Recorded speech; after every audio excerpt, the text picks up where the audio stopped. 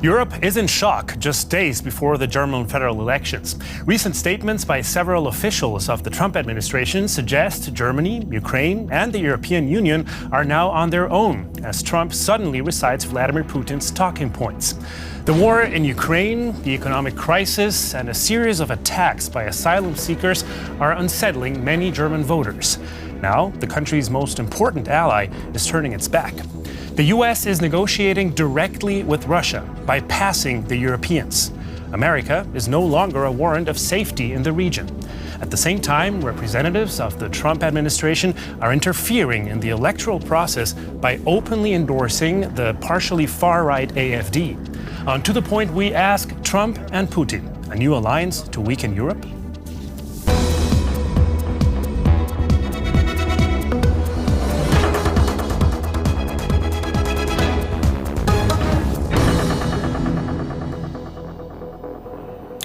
Welcome to this week's To The Point. I'm Javier Arguedas. It's good to have you with us. Let's meet today's guests.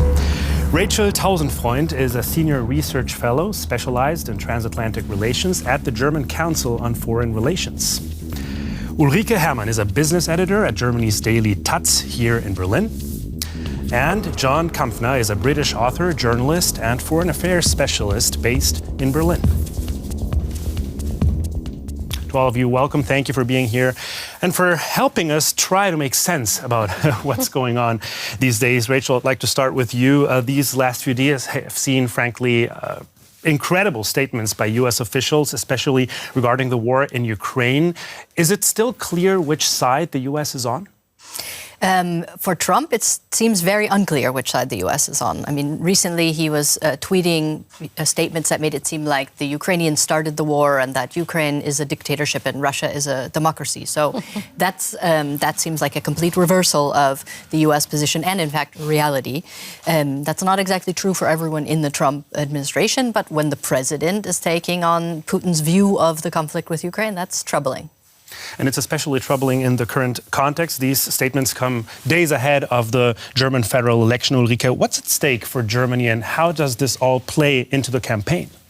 Well, the interesting thing is that the whole conflict around the Ukraine doesn't play any role now in the election campaigns because all parties try to keep out this topic, because it is very divisive in each party. It is not only an issue between the parties, but in each party. So the leaders really try not to talk about it. And they always say, well, let's wait, which is somehow true. You never know what happens next in this conflict. So they really try not to talk about it.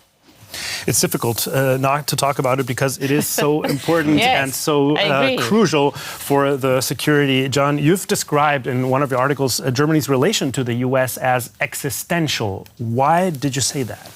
Well, when Olaf Scholz made his Zeitenwende speech shortly after Putin invaded Ukraine in 2022, everybody thought that that was epoch-making. What happened at the Munich Security Conference really, really is.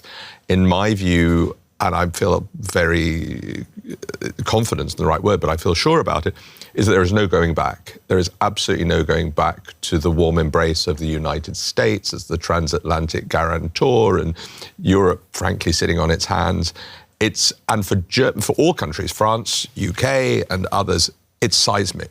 But for Germany, multiply that by 10, because Germany has nothing else and nobody else to fall back on apart from the twin planks of Europe, the European Union, and wider NATO, and the United States. And when all of that is thrown into question, it is truly frightening for Germany. And I agree that it hasn't played a massive role, rhetorically at least. I think it has in people's minds, but not rhetorically in this election campaign. But the day after the elections, as soon as the new government, this is going to be priorities number 1 to 20. Everything else is insignificant compared to what's going on. Just to add to that, I think why it's so significant for Germany is that Germany's strategic decision of foreign policy and how it was positioning itself in the world after World War II was Westbindung. Yeah. So sort of the strategic answer was, we're connected to the U.S., we're following the U.S. And now, if you don't have a connection to the U.S., if you don't have the protection of the U.S., you need to actually have a strategy. And this is a challenge that the Germans, are facing anew in a very complex situation. I think that's why it's especially dramatic in Berlin. The big question is whether that connection to the U.S. still exists or not. The Munich Security Conference, which we just mentioned, took place last week and sent shockwaves through the European political spectrum. U.S. Vice President J.D. Vance made a bold statement there, raising concerns not about external threats, but about a perceived internal decay within Europe itself. The threat that I worry the most about vis-a-vis Europe is not Russia, it's not China, it's not any other external actor. And what I worry about is the threat from within, the retreat of Europe from some of its most fundamental values, values shared with the United States. In Britain and across Europe, free speech, I fear, is in retreat. The democracy of the entire continent of Europe was called into question earlier by the US Vice President. He speaks of the annihilation of democracy, and if I have understood him correctly, he is comparing conditions in parts of Europe with those in authoritarian regimes. Ladies and gentlemen, that is unacceptable. The credibility of American security guarantees is being challenged, and the US is casting doubt on democratic institutions. Furthermore, they are openly interfering in elections, including their interactions with democratic parties with majority support. I must say this irritates me. While it doesn't surprise me as it was anticipated, I firmly reject it. We saw those reactions to J.D. Vance's remarks. John, an eroding freedom of speech, one of the central points of J.D. Vance, is also one of the key issues regularly pushed by populist parties here in Germany, especially the rising AfD. Does J.D. Vance have a point there? I always find it strange when one hears Friedrich Merz talk about how irritated he was. He was not more than irritated. Everybody is absolutely distraught by what is being said, by this inversion of this whole concept of democracy. But on the wider point, there is Germany has this firewall, this keeping out of the far right, which was entirely legitimate, particularly given Germany's history. But it becomes a vicious circle. The more powerful these far-right parties become, the AfD in Germany and their equivalents all over Europe, the harder it does become to sustain this argument that they don't have a central place in the debate. And that is what the far-right American government, and it is a far-right American government promoting far-right governments and parties across Europe, that's what they've seized on, and it's fertile ground for them. You mentioned the Trump administration is far right. Ulrike, the AfD has been enjoying a lot of attention, certainly thanks to the Trump administration, and especially thanks to Elon Musk. Why do you think the US government seems so keen on seeing the AfD succeed? Well, because they have the same values. You know, they are also very. They don't really cherish democracy. They are in favor of some kind of dictatorship, and they are very nationalistic themselves, just as the Trump administration is. And of course, Elon Musk also tries to further his business interests in Europe, because here in Europe it is not allowed to post anything you want. If it's hate speech, it can be taken down. That is something Musk doesn't agree with. He wants to have a free reign also in Europe. And the AfD, of course, would promise that, because they themselves, of course, are in favor of hate speech, and so they feel just aligned. Basically, I think the Elon Musk, at least, and also Trump and the AfD have the feeling that they really have the same values. But those values are often sold as the true democracy, and they often point to the failures of the existing democratic systems, both in the US and in Europe. No, you can see that. No, that's not about democracy. You can see that in the United States, and it's also true of the AfD. Their idea, they are populists in the sense that they want to define who the nation is. It is an idea of democracy that the rights of voting or whatever, free expression, only applies to those who they have defined as being part of the nation. For example, the AfD wants to remigrate many of the immigrants we have here. It is even more radical than what Trump does in the United States, because Trump has this idea, whatever you think about it, that he wants to send back only the illegal ones. But the AfD here also wants to send back the legal ones. So that is really extreme. And the amazing thing is that many Germans just don't realize how extreme the AfD is. That notion of we only play with those who align with us can also be seen internationally. Rachel, let's look into scenarios. With the Trump administration apparently backing the AfD, could Germany actually be better off in its relations to the US if the AfD, say, made it to a coalition government? I don't think so, because I think the AfD in a coalition would make Germany weaker and it would make Europe weaker. And Germany's best bet is to be in a strong Europe. Otherwise, they're always going to be the small fish. And Donald Trump, Donald Trump doesn't respect weaker partners. He likes to, play his strength against a weaker hand. And so Germany's best bet is to be part of a strong Europe that has its own vision, that has a position it's bringing to the table. And that's not going to happen with the AfD. So Merz, maybe I would make the argument Merz might have the ability to form a better relationship with Trump and Musk than Scholz. But the AfD is the wrong bet for German strength vis-a-vis Trump. Okay, why exactly do you think so? Look at who Trump is sort of kind to and respectful to. That's Putin, that's Xi.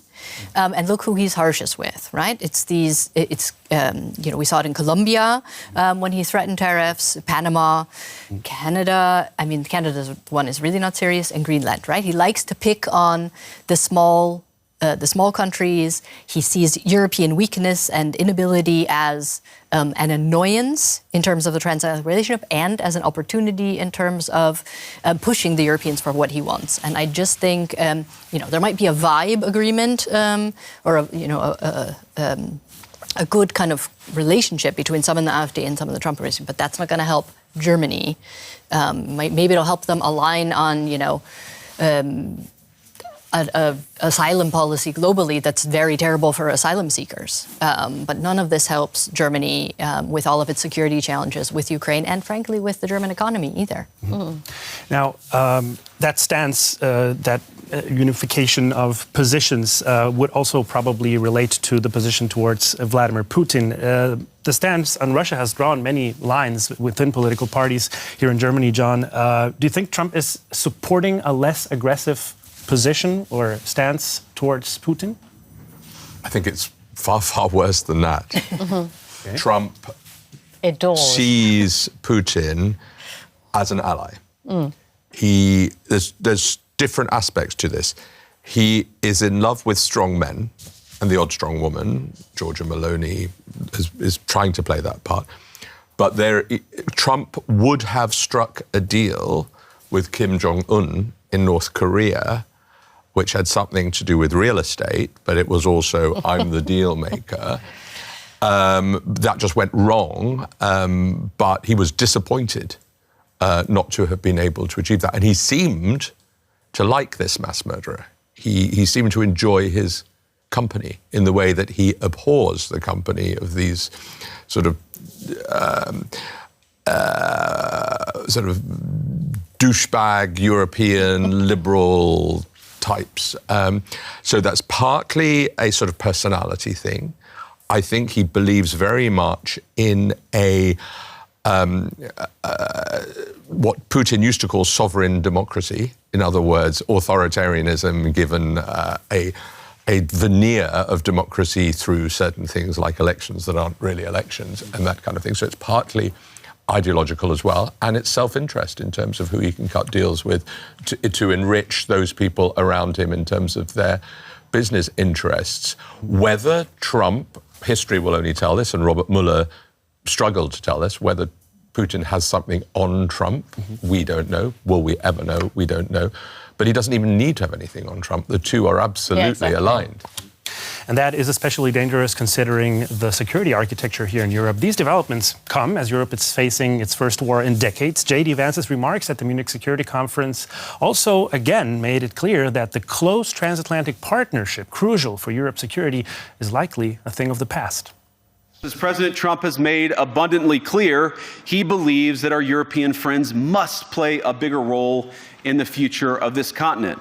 We don't think, you hear this term, burden sharing, but we think it's an important part of being in a shared alliance together that the Europeans step up while America focuses on areas of the world that are in great danger. In this moment, we have to recognise the new era that we are in, not cling hopelessly to the comforts of the past. It's time for us to take responsibility for our security, for our continent. There should be no division of security and responsibility between Europe and the US. In other words, NATO relies on our ability to act together and share risks, thereby ensuring our security. This must not be called into question.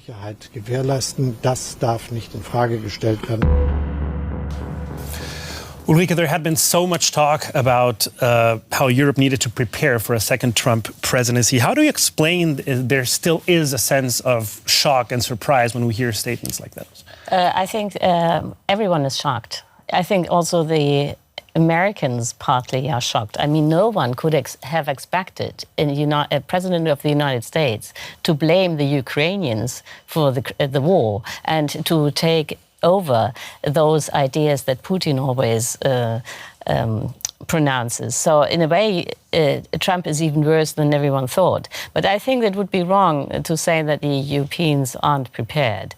It's not the EU that has to prepare itself, it's the NATO.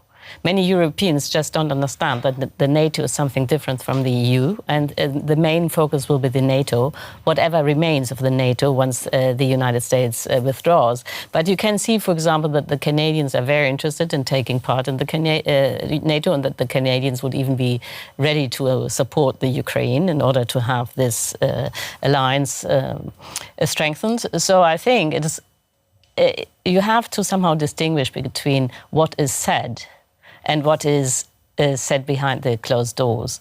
And I think that behind the closed doors, Europe and the NATO are much farther advanced than we as a public realize.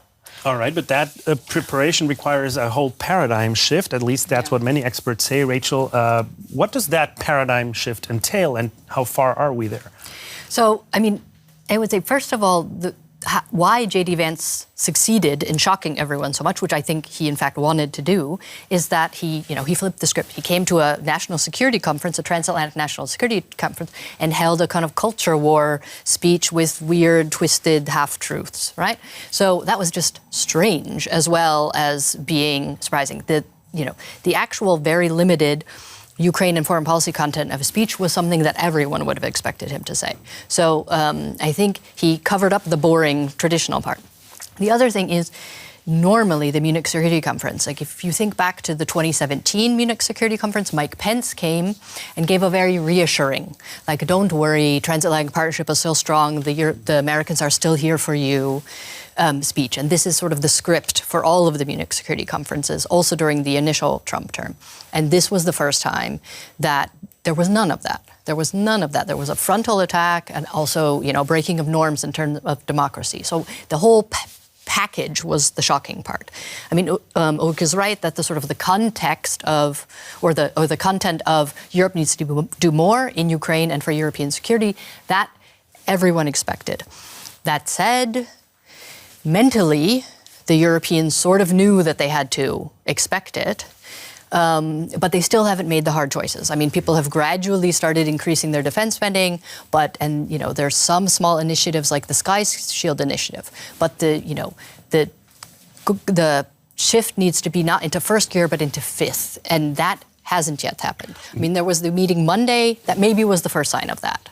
I mean, we were shocked at what Vance said, and not just Vance, but the others who were in the American delegation. But we shouldn't have been shocked. It was all there. Project 2025 sets out the American domestic agenda.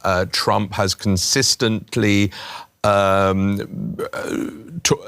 denigrated Ukraine and promoted Russia while in opposition, an opposition that he absolutely disavowed, having argued. And as soon as Putin said that Trump was the legitimate winner in 2020 and had it stolen from him, that was absolutely perfect for Trump. But we shouldn't be surprised at all by any of these utterances. Trump was frustrated, and the people around Trump were frustrated at how little he delivered in his first term. People thought, oh yeah, there was lots of sound bites and stuff, but actually how much has changed? Not very much. He was absolutely determined not to lose because he felt, you know, his weird wacko thing that he had lost the election, he had won the election last summer, and to seize the moment. And that is straight out of the dictator's playbook or the authoritarian's playbook. Viktor Orban is in some ways his model, having lost an election and argued that he had it stolen again, and said, OK, I did little bits and pieces first time round, never again. Once I'm in power, I will grab all the levers. All right. But, you know, for a dictatorship, what Trump does is really, really, really weird. If you want to learn how to erect a dictatorship, you should look at Putin. Putin did it perfectly, and now he is a dictator. But what you need to be a dictator is basically the military, the police, and the Secret Service. And the interesting thing is that Trump doesn't align with them at all. Instead, you know, he throws out people from the Secret Service. He wants to diminish the military expenses. He doesn't have the police on his side, just the opposite, because those rioters in the Congress, they were all set on free foot, and so on and so on. So, you know, I don't see how Trump is supposed to be a dictator, because a dictator needs a base that supports him. But there isn't anyone supporting Trump except for Elon Musk. However, there is rhetoric in the United States that things, especially in all the other departments that you mentioned, are being transformed very quickly. However, to come back to Europe and what it means here, we now, if I understood you correctly, John, have to assume that the US is not going to be the protector of the European Union, at least. Correct. Is it even possible to change the security architecture, which is based on the protection from the US? It will take a long, long time, and it's very strange to have we don't have to call it enemy, call it adversary, or somebody there is enormous mutual suspicion. So there is somebody who does not have our interests at heart, who is securing our security. And that is an incredibly difficult place to be in. At least with Putin, we know where we stand. At least with Xi Jinping, we know where we stand. With the Americans, we don't. And I keep on saying that this is Europe's wake-up moment. This is Germany's wake-up moment. And, you know, the American disdain or contempt for Europe has a large degree of legitimacy, because Europe has sat on its hands on defence and security so for very long. So the only tiny shred of comfort I draw from any of this is that Europe will finally show, both in defence and security, which is difficult given the economic circumstances of each country, a far more muscular approach. But I'm not entirely confident it will. Brief question. Trump has referred to a, quote, big, beautiful ocean separating Europe from the US. Yeah. Is securing Europe still in America's interest in the first place? Not in the way it used to be, which is to say it doesn't make sense for the United States anymore, even if we put Trump aside. And Trump is, I think, to be put aside on this issue. He's irrational, and he's doesn't have a consistent ideology about this. But the people in the levels below Trump who actually do have an ideology and know what they're talking about, they think this deal where the US is responsible for securing, let's say, 70% of European security, plus upholding the gold order, plus being the one who has to face the challenge of China, that's a bad deal. And that actually even a lot of Democrats would agree with, right? So the goal is to get Europe to be in charge of, let's say, 70% of its own security. And that you can do within the NATO architecture as long as you have a strong European pillar in NATO. And so, you know, let's hope that the Marco Rubios and the Keith Kellogg's are enough in charge that things are steered, and, by the way, that the Europeans do their part. And then you have a NATO that continues to be strong. A NATO that would also rely on Germany for sure. We are about to see the results of the German elections. Ulrike, do you think this wake-up call or new sense of what security means in Europe is actually having an impact on the parties that are trying to win this election? Do you see reactions already? Well, right now they try to keep the topic out of the election campaign, but once the vote is in, that is on Sunday, they will immediately start to talk about how to secure Germany and how to secure Europe. And you can also see that very vital decisions have been taken, not in Germany, but on the European level. For example, it is already clear that once you invest into defense measures, you do not have to somehow invest without having any loans. You can use loans in order to invest into the defense. And that is a vital and very important step, because so far the nations in Europe are not allowed to take on debt, or just hardly any. And that was always restricting Europe, and this would be open the way to really enlarge investments in armament. We have time for a yes/no question. Only yes or no. Has Europe become less safe since the beginning of this week? Yes. Hugely yes. Yes. Okay. Wow. That's not really encouraging.